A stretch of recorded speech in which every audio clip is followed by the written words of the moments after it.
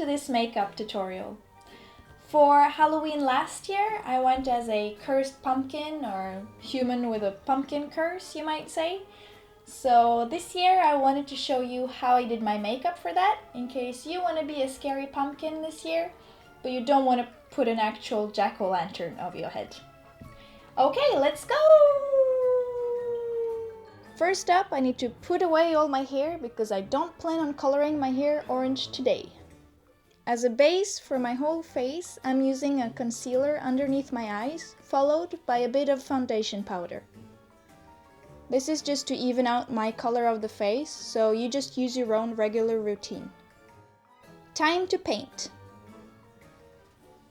I'm using an orange body paint, and I also need a sponge and a bowl with a little bit of water. I also have a very thin and a little wider makeup brush for details afterwards. I'm starting off by painting an even layer of orange on half of my face, continuing all the way down to the shoulder. If you want to be a complete pumpkin and not a half, you just cover yourself completely. With the orange base done, I face once again my old enemy, colored lenses. If anyone has a tip on how to force these on my eyes, please leave a comment, because this is a freaking battlefield every time. This time the battle was won, and thank goodness I only need one of these devils. Next up, with a thin makeup brush, I'm lining up where the transformation stops. For now. I'm using black body paint for this, dipped in a little bit of water, but still not too much to have a really dark color. Then I also make the outline of how I want my pumpkin side eye to look. I'm changing to the slightly wider makeup brush, still working with black paint and filling in the eye completely. Back to the thin brush, I'm making the smile of the pumpkin side before I start to shape and fill in the scary pointy teeth also with the black paint.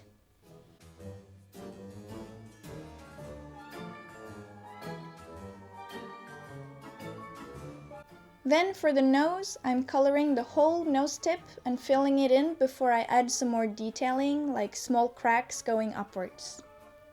So the big stuff are done, now to detailing.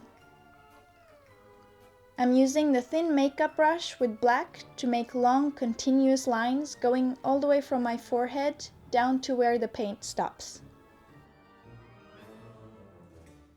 These lines are supposed to be the creases in the pumpkin, so you don't have to make them super defined if you prefer a more natural look.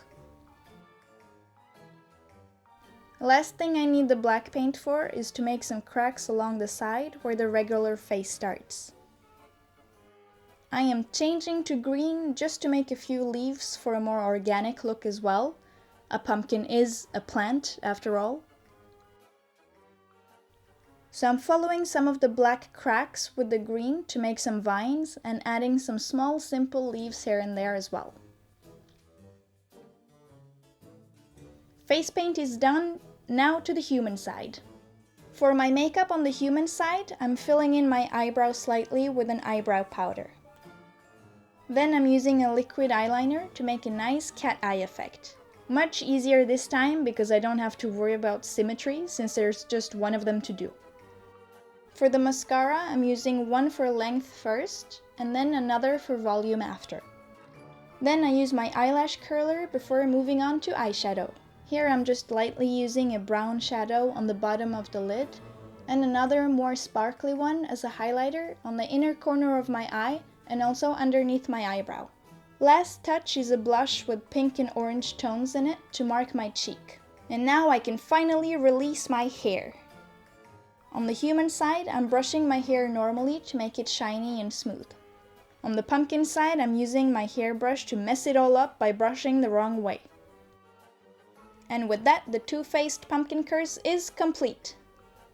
So, now you can take pictures with your good side well marked all night and leave the other side to scare the wit out of any unwanted ones who approaches. I hope you liked this video. For more, don't forget to subscribe You can also follow me on Facebook, Instagram, and if you want to support my work, you can always get me a cauldron of coffee. All links are in the description below. Bye bye and happy Halloween!